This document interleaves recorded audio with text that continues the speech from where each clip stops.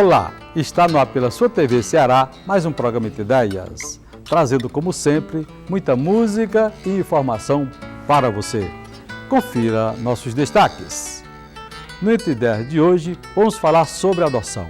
Você vai saber o que diz a lei, o passo a passo de quem entra na fila para adotar uma criança. E vai conhecer também uma história bacana de um pai que acaba de passar pela experiência da adoção. E ainda hoje, um grande musical com o instrumentista Nonato Luiz.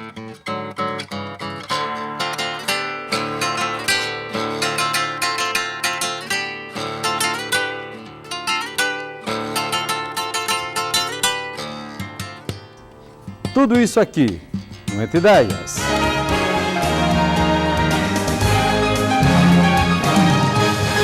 De acordo com o Estatuto da Criança e do Adolescente, o ECA, toda criança tem o direito a uma família. Mas no Brasil, milhares esperam anos em instituições pelo aconchego do colo de um pai e de uma mãe. O mais interessante é que não faltam casais na fila de adoção. Para explicar por que essa conta não fecha, além de outros assuntos importantes relacionados à adoção, eu tenho o prazer de receber a juíza titular da Terceira Vara de Família da Comarca de Fortaleza, Maria Marleide Maciel Queiroz. Ao lado dela, o advogado especialista em Direito Civil, Jorge Ferraz. E também o advogado Leonardo Azevedo, ele que vai falar sobre a experiência da adoção. E aqui ao meu lado, nossa convidada especial, a jornalista, professora, doutora Luciara de Aragão. Sejam bem-vindos ao Entre Ideias. Eu gostaria de iniciar nossa entrevista pedindo que vocês definissem a adoção. Doutora Luciara. Eu acredito que aqui há pessoas bem mais abalizadas do que eu para darem uma definição jurídica do que é uma adoção. Mas, particularmente, o que eu acredito é que a adoção é, antes de tudo, um ato de amor. E principia pelo princípio bíblico da Carta de São Paulo aos Gálatas, quando ele nos diz que somos adotados por Deus. No momento em que cada um de nós aceita o sacrifício de Jesus, que é Filho unigênito de Deus, nós passamos a ser filhos adotados. Então, a partir da condição de filhos adotados, nada melhor do que abrirmos o nosso coração ao amor, tal como o amor que Deus nos dedicou, não é isso? E passarmos a ver as possibilidades de cada um de nós adotar ou pelo menos patrocinar um adotando. Essa é a minha opinião pessoal. Doutora Marleide?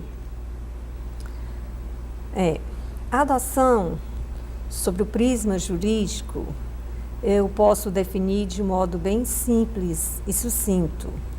É a substituição de uma criança ou de um adolescente ou também de um adulto, de um lar de origem para uma nova família. Agora, essa passagem da criança, do adolescente ou do adulto, de um lar originário para um novo lar, é necessário que haja o preenchimento de alguns requisitos e esse preenchimento está todo estatuído no Estatuto da Criança e do Adolescente. Quer dizer, o processo de adoção tem a forma legal de ser conduzido, quer seja a adoção nacional ou quer seja a adoção internacional. Bem, a definição da adoção em si já foi tão bem feita pela professora Luciara e sobre o aspecto jurídico pela professora Marleide Maciel, que eu serei breve. Externarei mais um conceito do que é a adoção em si no sentimento humano. É, na realidade, uma adoção, uma entrega, onde o adotante abre o espírito e solidariamente traz para o seio da sua família alguém que é, por questões que não compensa comentar agora, mas desligado da sua família pelas mais diversas condições. Então é na realidade um ato de extrema dedicação, entrega e amor. Doutor Leonardo? A adoção, ela parte da premissa da complementação entre a necessidade da criança, do adolescente ou do adulto em ter uma família, em ter pais, e a necessidade dos pais que almejam adotar uma criança ou um adolescente. Essa premissa, ela é recheada de amor, de dedicação, de carinho, de desprendimento, e preenchendo os requisitos legais inseridos na Constituição e no Estatuto da Criança e do Adolescente, recentemente alterado pela Lei 12.010, que agora, dia 3 de agosto de 2012, completa 3 anos, parte a cumprir esses requisitos, a criança passa a ter um novo pai e ou uma nova mãe em substituição ao seu lar natural. Esse é o meu entender de adoção. Acolher uma criança que você não gerou é uma das maiores provas de amor. Não é filho do ventre, mas é de coração. É isso mesmo, doutora Marleide? Com certeza. Adoção, acima de qualquer conceito jurídico, é um ato de amor. Agora, o que nós precisamos ter cuidado é que a adoção deve ser uma exceção, quer seja a adoção nacional e também a adoção internacional. Porque o que se deve preservar é a criança no seu lar de origem, certo? Agora, é óbvio que se essa criança, nesse lar de origem, seja com os pais biológicos, esses pais biológicos não tenham as condições necessárias para dar o que seja melhor para aquela criança ou para aquele adolescente, em alguns casos para o adulto, aí sim, as pessoas que pretendem adotar têm que se doar infinitamente, como se pai biológico fossem, para trazer aquela criança de um lar originário para a sua vida, e esta de forma definitiva. A adoção é irrevogável, doutora Marleide? É. Uma vez transitada em julgado a sentença de adoção, ela é irrevogável. Ou seja, não pode haver a modificação, não pode aquela criança que foi adotada voltar para a sua família biológica. Em 2009, foi sancionada a nova Lei Nacional de Adoção.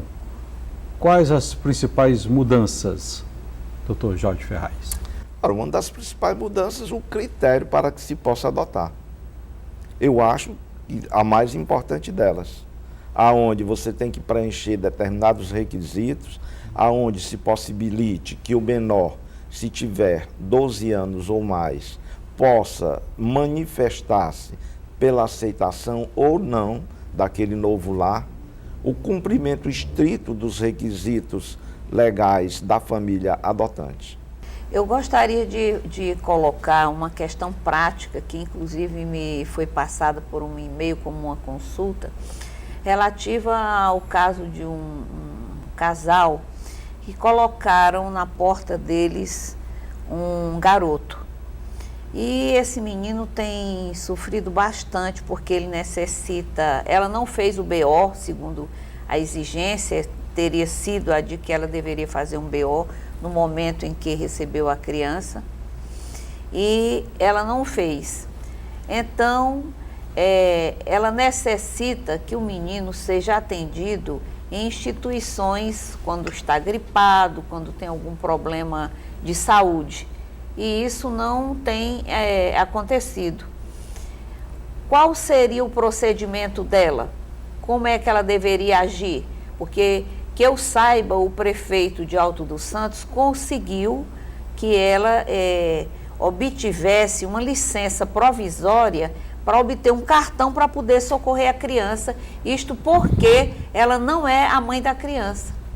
ela é apenas uma pessoa que naturalmente não é de grandes luzes, nem de grandes estudos, e ignorava que deveria se dirigir a uma delegacia para fazer o BO.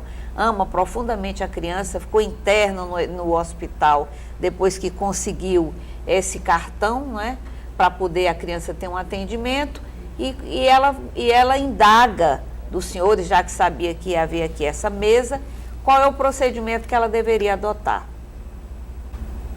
Quem gostaria ou poderia me responder essa pergunta? Com respeito ao questionamento posto, o procedimento ele é muito claro. Tem que se buscar do judiciário uma guarda provisória da criança, onde a pretensa mãe ela é guardiã com obrigações referentes a menor, obrigação de saúde, educação, de zelo, de cuidado, e gerando-se os laços com a menor, a partir dos 3 anos de idade, é possível ela adotar a criança, conforme reza a nova lei de adoção. Então, ela teria a guarda provisória até se confirmar a adoção.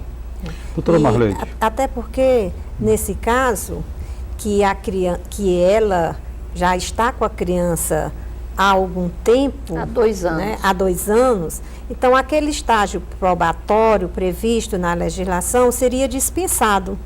Então, o melhor caminho, efetivamente, como falou o colega, é se requerer uma guarda provisória para regularizar uma representação ao menor, a essa criança, né? E, posteriormente, ingressar com o devido processo de adoção. Alguma coisa, doutor Jorge? Só para complementar, porque expuseram muito bem. Eu acho que em situações como essa, tem que haver uma certa flexibilização da lei.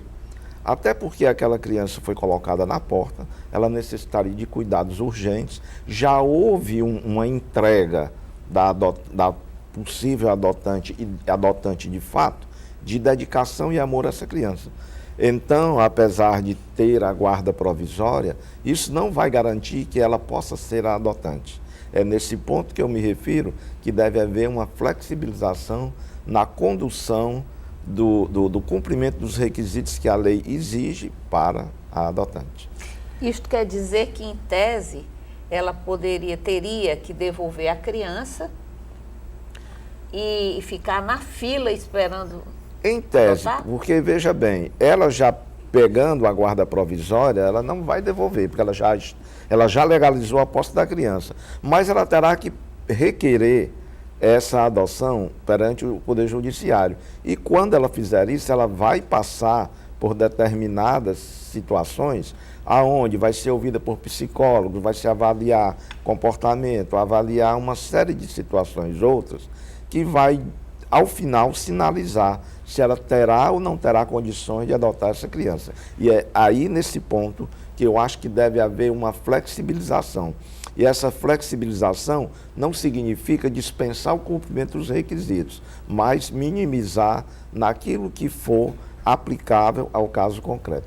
E o Entre Ideias vai para um rápido intervalo e voltamos já já.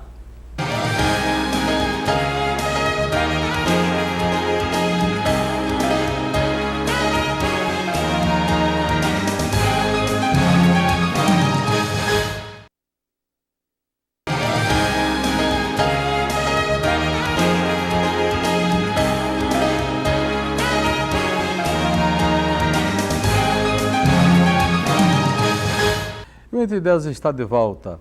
Hoje nós estamos debatendo sobre o assunto da adoção.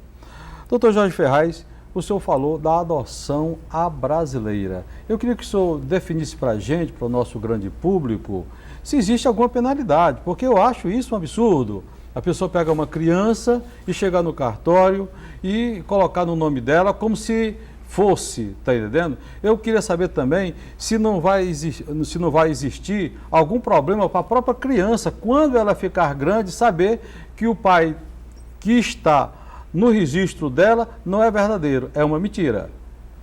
Ok. Há, na realidade, um crime, e esse crime é de falsidade ideológica. Além desse crime, existe um outro, que é o crime de falsificação de documento público, que, se a certidão de nascimento é feita em um cartório, e o tabelião tem fé pública, o registrador tem fé pública, entretanto, ele foi induzido em erro pelas pessoas que solicitaram o registro. Então, com toda certeza, há o cometimento de crime. É uma conduta ilícita. Com relação à criança vir mais tarde a saber que foi registrada de forma indevida, vai causar, sim, um trauma em qualquer situação, porque viveu um longo espaço de tempo sendo enganada. E no meu sentir, particularmente, eu ainda acho que caberia até uma indenização por dano moral. Qual a importância de se fazer a uma adoção amparada pela lei, doutora Marleide? Bom, a importância de se fazer a adoção com um devido processo legal é que ela passa a ser irrevogável, né? Porque foi feito aplicando os procedimentos devidos e, não obstante esse devido processo legal, que inicia-se com um procedimento administrativo, posteriormente é que é feito o processo legal no juízo competente, há a possibilidade daquela criança que foi adotada, no futuro, ter acesso aos dados e saber qual a sua origem da família biológica, qual a origem da família biológica. Então, a lei prevê, é uma adoção irrevogável, entretanto, aquela pessoa que foi adotada, posteriormente, no futuro, querendo, poderá ter acesso aos dados que originaram o seu processo de adoção. Então, na verdade, seria a diferença básica entre a chamada adoção brasileira e a adoção legal. Porque a adoção legal é feita com um devido processo legal, né? E a adoção brasileira é uma adoção às avessas, sem que haja uma sentença judicial. Porque no nosso ordenamento jurídico, a adoção tem que ser finalizada por uma sentença. Então, se não existe isso, inexiste a adoção, certo? Essa adoção brasileira, ela não existe para fins de direito. E, contra ela, há sanções previstas na lei penal. E, não obstante, também pode deixar de se aplicar a pena àquela pessoa que fez a adoção brasileira, porque a própria lei também prevê que, se foi considerado um ato de nobreza, aquele que adotou para dar um lar àquela criança, um pai ou uma mãe, embora tudo de mentirinha, porque não foi feito o devido processo legal, mas se o julgador, ao apurar, observar que foi um ato de nobreza das partes, dos pais que anotaram, poderá deixar de aplicar a pena. E quanto ao aspecto sucessório, em ambos os casos é o mesmo? Com relação, permita-me, professor Jorge, depois eu passo a palavra. Com relação ao processo sucessório, nós temos que levar em conta o seguinte: a adoção brasileira, enquanto não for requerida a sua nulidade, ela existe, certo? Existe como se fosse um nascimento biológico, né? Porque a pessoa vai lá, declara que é filha, que é pai biológico, que é mãe biológica. Então, enquanto isso não for decidido judicialmente que é falso, ou que é nulo, denunciado. Então, se nunca foi contra ela requerida a sua nulidade, ela gera todos os efeitos. Da mesma forma como uma adoção pelo devido processo legal, certo? E então, os efeitos sucessórios são os mesmos. Então, fazendo certo? um tipo de papel porque de advogado... deixa eu só concluir para o público entender. Aquilo que existe e que tem a conotação de válido e legal, como é essa adoção brasileira, até o momento que ninguém requeira a sua nulidade, ela existiu no plano da validade do ato jurídico. Por quê? Porque ninguém descobriu que aquilo é falso. Então, certo? é o que eu Agora, a partir do momento em que há a declaratória de nulidade desse procedimento, aí sim, aí deixa de existir, deixa de ter a validade no ordenamento jurídico. Então, fazendo o papel do advogado do diabo, que é isso que eu quero colocar aqui, que acho interessante, é que muitas pessoas talvez tenham feito essa opção porque elas não querem, existe realmente um certo preconceito sobre dizer que a filha A ou B ou C é adotada, ou o filho A ou B ou C foi adotado. Às vezes a criança na adolescência, conheço particularmente alguns casos de amigos meus, as crianças se revoltam quando elas descobrem que não são filhas daquele pai que eles supõem ser o pai legalmente, não é isso? Então alguns talvez queiram poupar o filho e chegam muitas vezes a mudar inclusive de cidade, para que nunca aquele filho saiba que ele foi adotado. Eu tenho um caso na família, de uma prima minha, que isso é um segredo de Estado.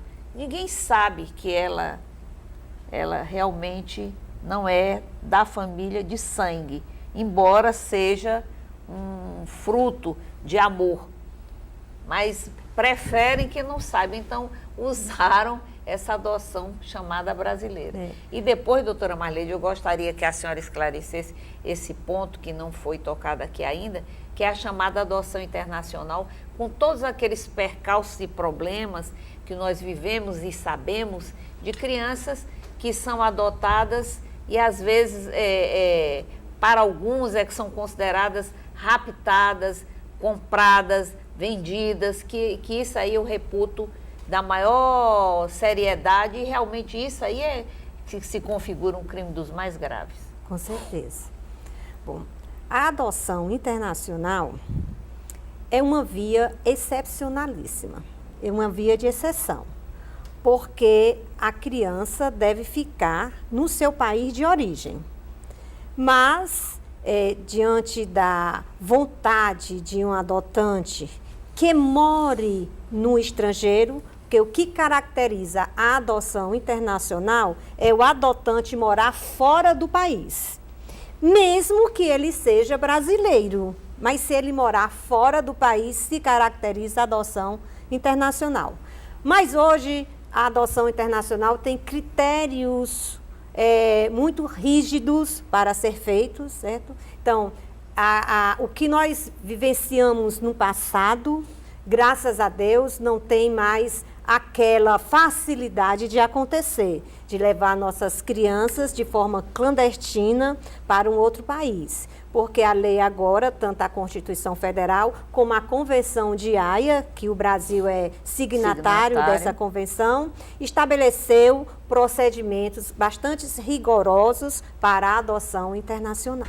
De acordo com o Conselho Nacional de Justiça, 5.000 crianças aguardam a adoção no Brasil. Por outro lado, 28.000 têm interesse em adotar. Porque existem tantas crianças nos abrigos, essa matemática para mim não está fechando. Eu queria que o Dr. Jorge Ferraz me explicasse aí. Não, no meu entender, é exatamente a necessidade de flexibilizar as exigências para a adoção. Porque não justifica 5.000 crianças precisando de um lar, 28.000 pessoas querendo adotar e emperrar exatamente na burocracia do judiciário.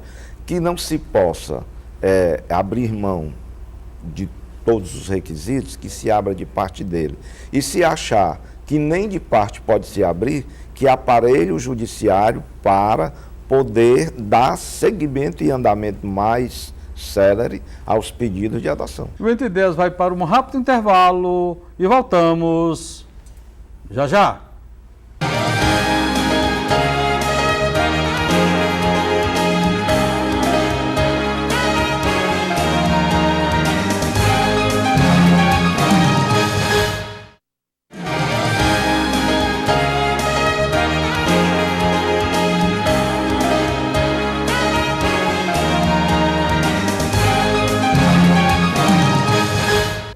E o programa Entre Ideias está de volta. Qual o perfil das crianças que estão disponíveis para adoção hoje no estado do Ceará? O perfil das crianças que estão disponíveis para adoção, crianças institucionalizadas, elas vão desde crianças recém-nascidas, com poucos meses de idade, até crianças de 5, 6 anos de idade, que se encontram no abrigo desde sua tenra idade. O que tem dificultado a alocação dessas crianças em lares substitutos é justamente a morosidade da justiça somado com os requisitos para os adotantes. Com respeito nós visitamos, na época que estávamos com o coração aberto para adotar, estávamos ansiosos pela paternidade e minha esposa pela maternidade, nós visualizamos bebês recém-nascidos em abrigos e visitamos, passamos algum tempo nos horários de visita e vimos aquela carência daquelas crianças. Um fator que a lei nova trouxe, que é relevante, é a adoção quando há gêmeos, os gêmeos serem incluídos no mesmo lar substituto, em razão para não quebrar o vínculo familiar dos dois. Mas tem que se observar que se a criança é recém-nascida, ela não tem vínculo fraterno com aquele irmão.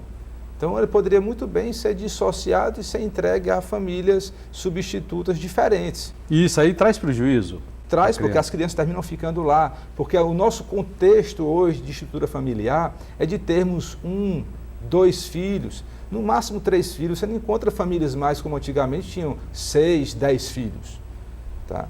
Então a dificuldade de serem alocadas essas crianças é justamente os requisitos que são rígidos. É aí, doutor, onde eu acho que a lei deve flexibilizar em determinadas situações. Perfeito, perfeito. E a legislação ela é mais flexível, a questão da flexibilização, ela é mais latente no interior do Estado, onde não existe essas instituições de abrigo. Quer dizer, as adoções, quando chegam ao judiciário do nosso interior, elas chegam realmente direcionadas. São adotantes que se encontram com a guarda provisória da criança, pedindo a guarda judicial provisória até que o devido processo legal da adoção seja realizado e concluída a adoção final, se preenchidos os requisitos legais. Então, o contexto das crianças hoje é de extrema carência afetiva. E você vê, quando você adentra um abrigo no horário de visita, as crianças se agarram às suas pernas, clamando por um lar, te pedem para você levar para casa. Então, assim, é de partir o coração a situação que se encontra. O fato de termos mais famílias querendo adotar do que crianças, era para ser 0 ou aproximado de 0 o número de crianças em abrigos. E isso não é uma verdade. Qual é o tempo médio de adoção, do ponto de vista jurídico? O processo de adoção, Sim. Ele leva em torno de 6 meses a 1 ano e meio. Vai depender da vara, vai depender se a pessoa contrata um profissional particular ou se vai pela defensoria pública. Tudo isso influencia muito, das condições econômicas, financeiras dos adotantes. Nós vimos pais lá nos abrigos que nós visitamos que estavam 5 e outros 7 anos esperando a adoção. 7 anos? 7 anos, não o processo, na fase administrativa, como bem salientou a nobre magistrada. Então, na fase administrativa, há 5 anos aguardando uma criança dentro dos requisitos que ela queria para a criança. Porque existe o estabelecimento de requisitos. As famílias simplesmente não chegam e dizem, eu quero adotar uma criança, como foi o nosso caso. Nosso caso, nós acreditamos que fomos agraciados por Deus de encontrar a nossa filha.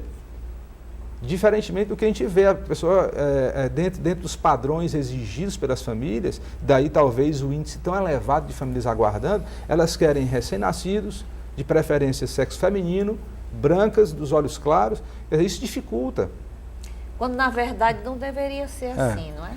Mesmo porque para adotar uma criança, e eu acredito que para ela ser bem aceita pelos nossos amigos, nós adotantes, a criança deve em alguma coisa assemelhar-se conosco.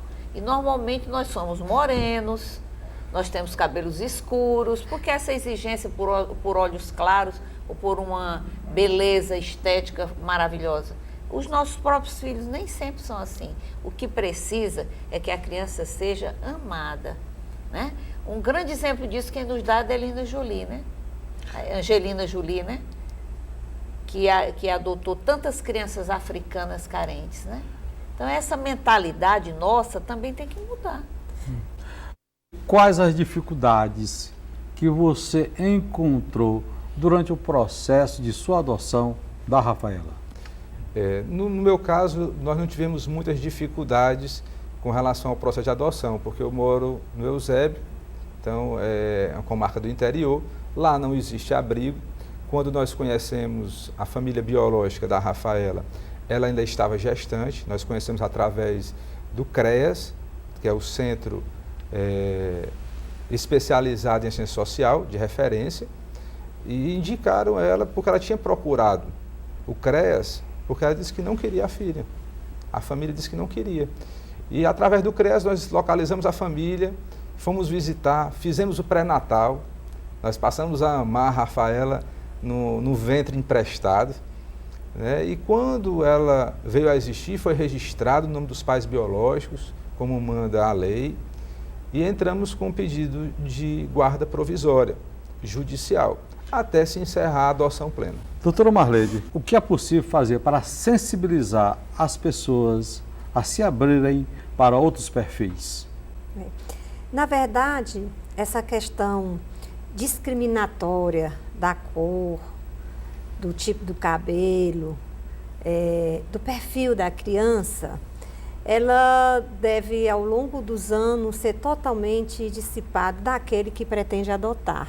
Porque se a adoção efetivamente é o ato de amor, a gente tem que levar o coração para amar o preto, o branco, o índio, o caboclo, o amarelo, o de 1 mês, um de 3 meses, um de 5 anos, o de 7 anos, crianças de 9 anos. Soro positiva, crianças com síndrome problemas de doenças de diversas genéticas, raças, não é isso? de diversas raças. Então, o coração tem que ser aberto. Daí, então, esse conceito de adoção ser um ato de amor. Agora, isso deve partir das pessoas, daqueles que pretendem adotar. Porque se é um ato de amor, então que vamos amar na sua plenitude. Professora, eu acho que isso muda com o tempo, porque isso é um problema mais cultural, mais baseado no preconceito, que embora digas que o Brasil não é racista, eu não considero o Brasil um país racista, mas não posso dizer que ele também não o é. Ele não é declarado. Então, eu acredito que a maior rejeição são em relação às crianças de cor. Há realmente um preconceito. É necessário que a sociedade abra o coração e veja que não pode fazer uma doação condicionada. E, na realidade, quando eu passo a exigir um perfil com muita exigência, com muitos caracteres de uma determinada raça, eu estou me propondo a fazer uma doação condicionada. E aí, até onde está o amor e até aí aonde vai o meu desejo de aparecer com este filho adotado como se fosse meu próprio e negar, esconder a condição de filho adotivo. Isso é uma verdade. Mesmo porque há psicólogos que aconselham que a criança a ser adotada deve, de alguma maneira, parecer-se com a gente. Aí eu discordo. Morena, mas não, eu estou lhe dando só um ponto só de vista o tipo racial. Psicólogo. O tipo assim, para não parecer que ela seja adotada, para que ela não entre em crise mais tarde. Porque essas crises são comuns, você sabe, assim, né? Eu discordo desse ponto de vista da psicologia de trazer para o âmbito da sua família uma criança que seja parecida com a família biológica.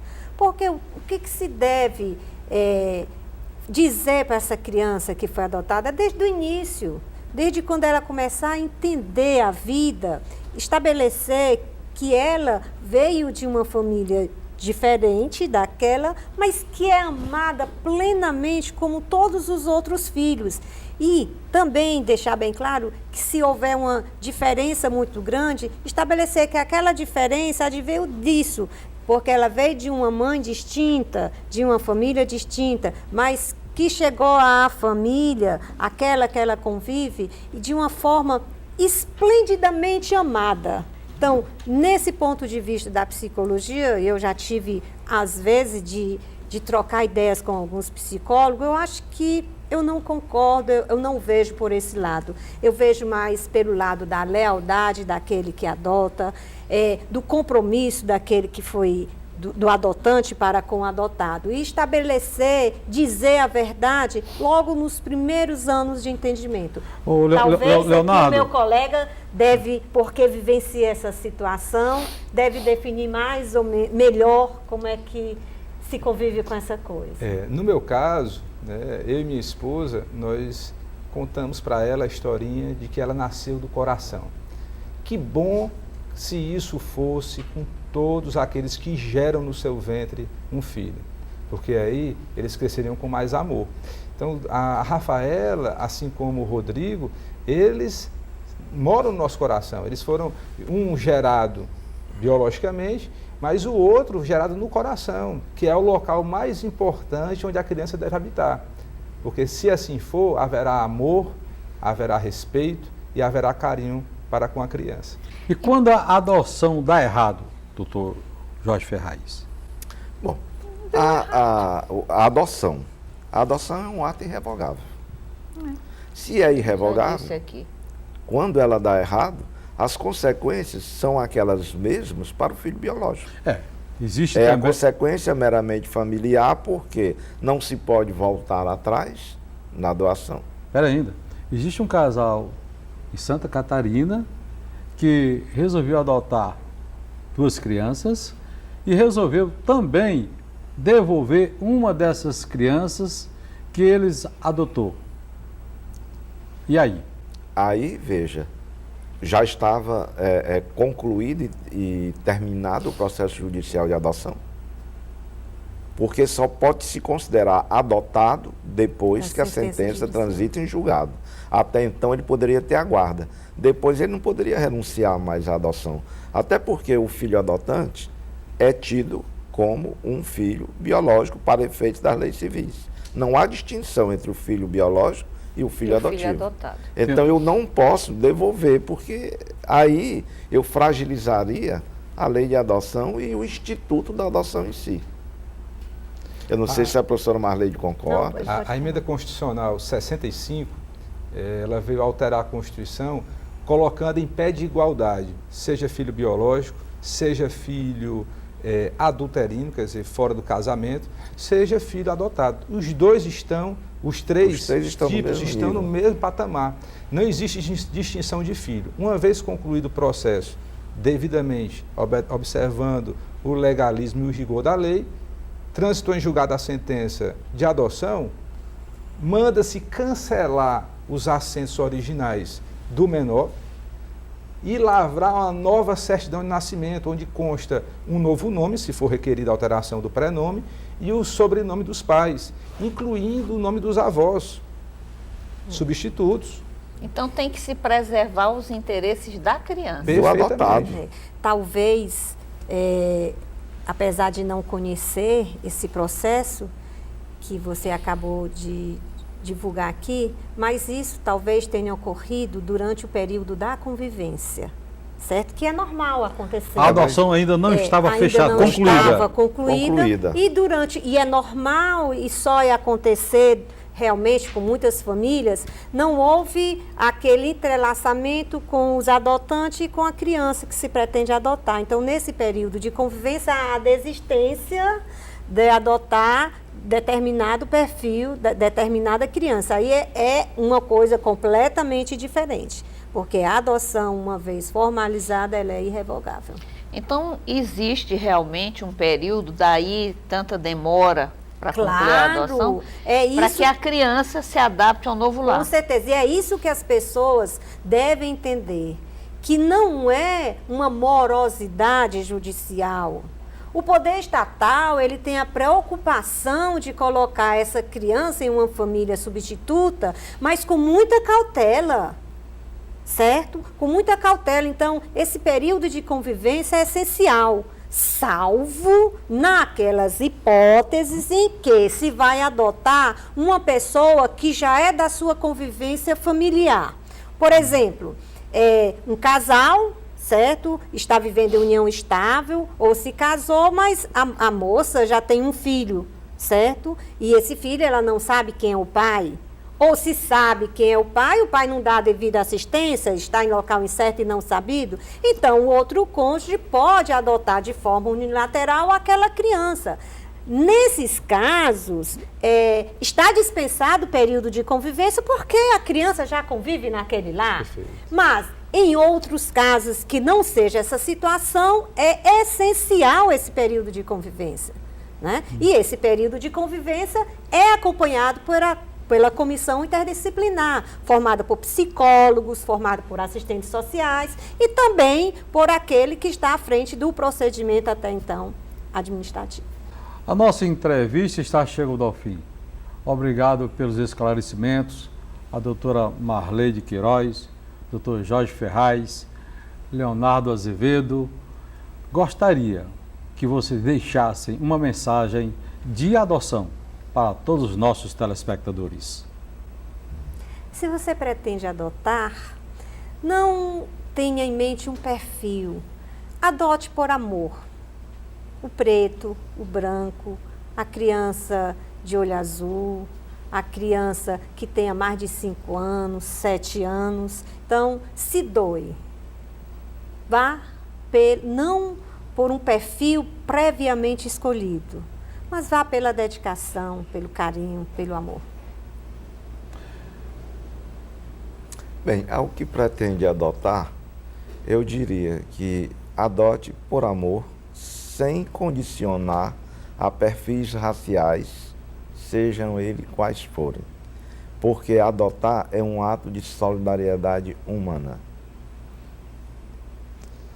Aos pretensos pais, eu deixo a mensagem de amor, de carinho, que vocês procurem fazer o papel de vocês, gerem os seus filhos nos seus corações e procurem a justiça, a fim de fazer todo o procedimento legal com respeito à adoção.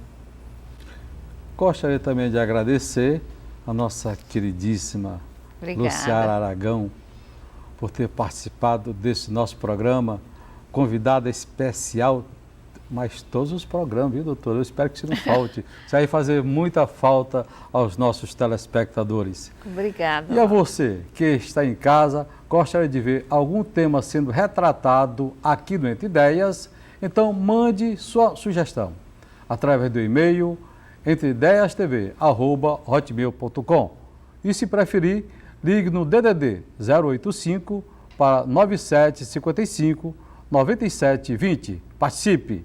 O Entre Ideias vai para um rápido intervalo e voltamos já já.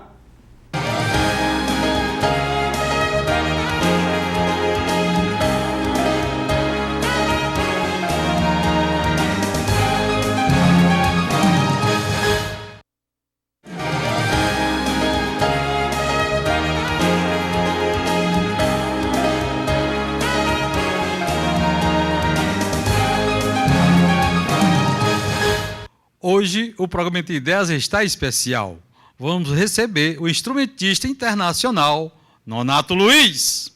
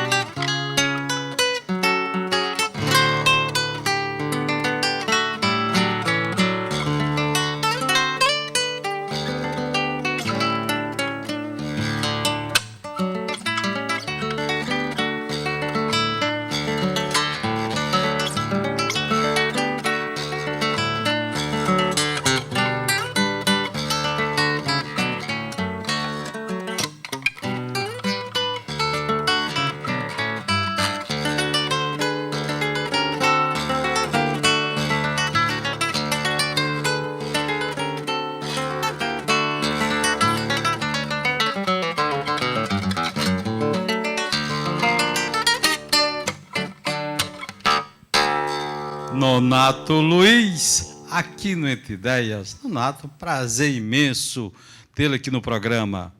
Como é que surgiu essa vocação para a música? Pois é, vem do berço, né? Sempre os pais que descobrem, né?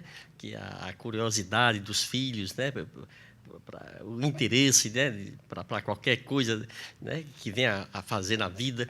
E no meu caso era música, né? Eu queria mesmo ser músico. Diz a minha mãe que desde o ventre eu já mexia ali, ela já estava vendo que tinha uma pessoa querendo tocar na barriga dela. E era impressionante, né? Quando eu tinha 3, 4 anos, meu pai, né, me deu um cavaquinho ainda de plástico, né, com as cordinhas de nylon, aquela palhetinha de plástico, e eu guardava aquilo com muito zelo. Meu pai também tinha uma vocação, né? Embora era agricultor, mas ele tocava, apontava algumas coisinhas na viola e ia tocando assim para mim, eu ia observando e eu ia tentando tocar aquilo naquele cavaquinho, né, de plástico. Quando eu tinha 8, 9 anos, ele me deu um de madeira, que aí já deu para eu tocar, fazer um som mais sonoro, né? Era um instrumento mais sério, e ali eu fui ouvindo as músicas do Valdir Azevedo, do Jacó do Bandolim, as músicas de rádio, né? Que eu ouvia, escutava nas rádios, né? E aí Rolando Silva, Nelson Gonçalves, Pixinguinha, e eu pegava essas músicas, né? E ficava apontando e tocando e executando no bom sentido, né? Naquele cavaquinho de madeira, até que depois a família resolveu vir para Fortaleza. Isso foi ainda no interior mesmo, lá em Mangabeira, no Ceará, né, no município de Lavras, onde eu nasci, né, em Aroeiras, Mangabeira. Aí viemos para a capital e aqui, pronto, eu frequentava os programas do Irapuã Lima, do Augusto Borges, de vários apresentadores que tinham programa nos rádios, e eu tocava ali esse instrumento ainda, cavaquinho, né, aqueles concursos, né, aqueles trono do guri, né, que eram os programas da época. Eu apresentava minhas execuções e dava um bom pé. Aí depois eu comecei a tocar violino. Meu pai me levou também no Conservatório Alberto Nepomuceno, aqui em Fortaleza ainda, e lá o maestro achava que eu tinha muito talento e que eu tinha que entrar para estudar violino. Aí eu toquei violino, aliás, eu estudei quando tinha 2 anos de estudos do violino. Eles achavam que eu estava já bastante adiantado e me levaram para a Orquestra Sinfônica Henrique Jorge, uma orquestra que era regida pelo maestro Orlando Leite, nosso grande maestro, né, que está no céu, com certeza. E foi o Nelson Ed, meu professor, que achou que na época eu estava já apto a exercer, a tocar o violino na orquestra. E aí eu toquei violino e na época também tinha vontade de tocar guitarra. Rapaz, eu passei por vários instrumentos. Vamos fazer esse violão falar. Ele fala de várias línguas, a língua do samba. Vamos lá? Vamos.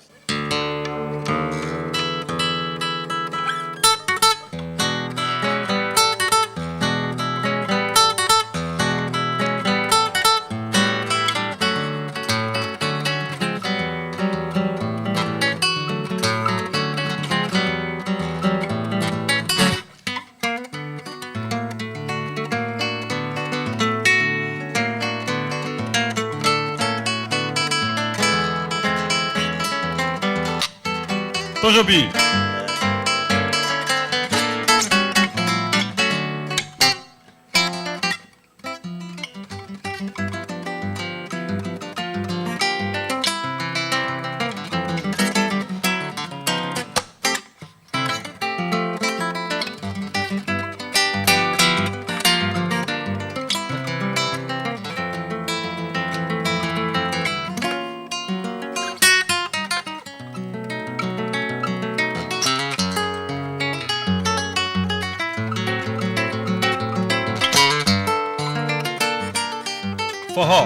Forrozinho, vê se sai algum forrozinho.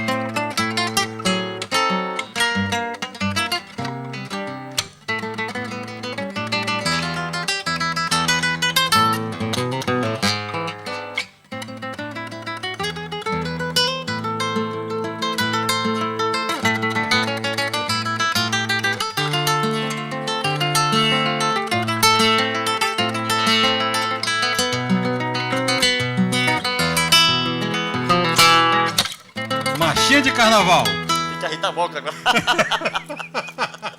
Rapaz, é muita música da hora, né? Aquela marchinha, como é que é?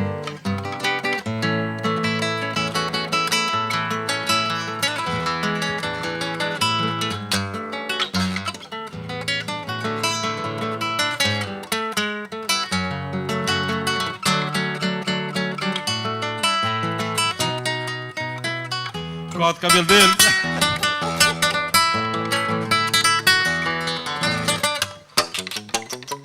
É isso aí, Neto Luiz.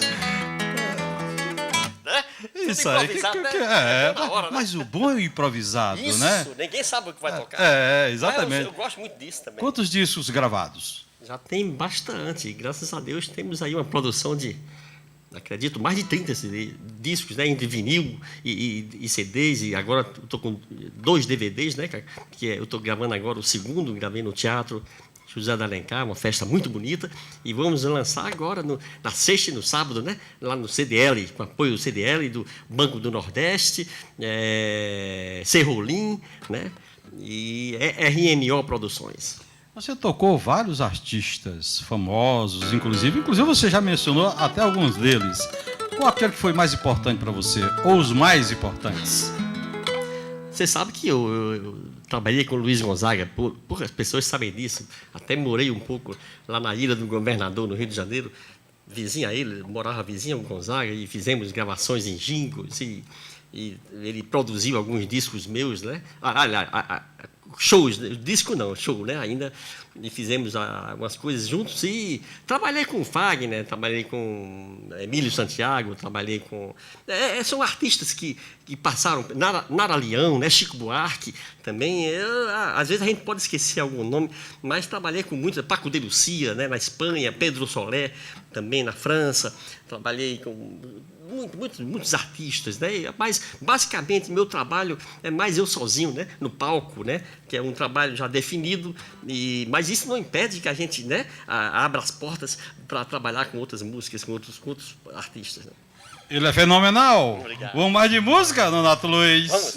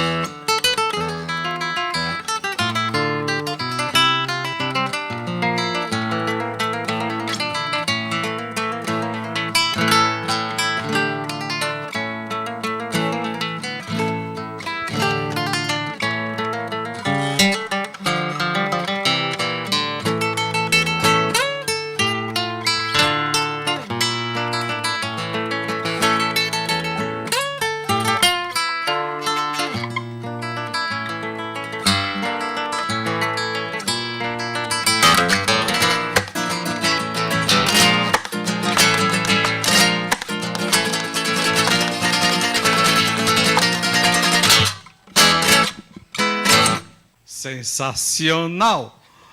Magnífico! Obrigado.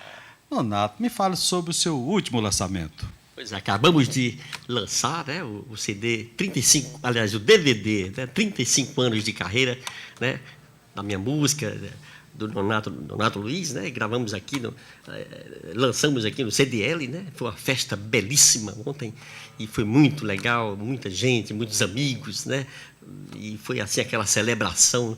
E eu não tenho palavras para agradecer o carinho, né, da imprensa, né, de toda a Fortaleza, né, que estava presente lá, dos meus amigos muito queridos. E a gente fica muito envaidecido e muito orgulhoso, né, de saber que lançou na terra da gente, né, o DVD, né, aqui na minha terra. Não precisou muito ir para a cidade grande, aqui já tem realmente teatros belíssimos, locais belíssimos, com boas acústicas, com bom clima, né, para a música, as pessoas muito afim de ouvir o trabalho, e foi muito prazeroso. Muito obrigado. E o programa Entre Ideias está chegando ao fim. Muito obrigado pela sua audiência e estaremos de volta na semana que vem, se Deus assim permitir. Lembrando que a nossa reprise é aos sábados, a partir das 15 horas. Fique um pouco mais com este extraordinário instrumentista, Nonato Luiz.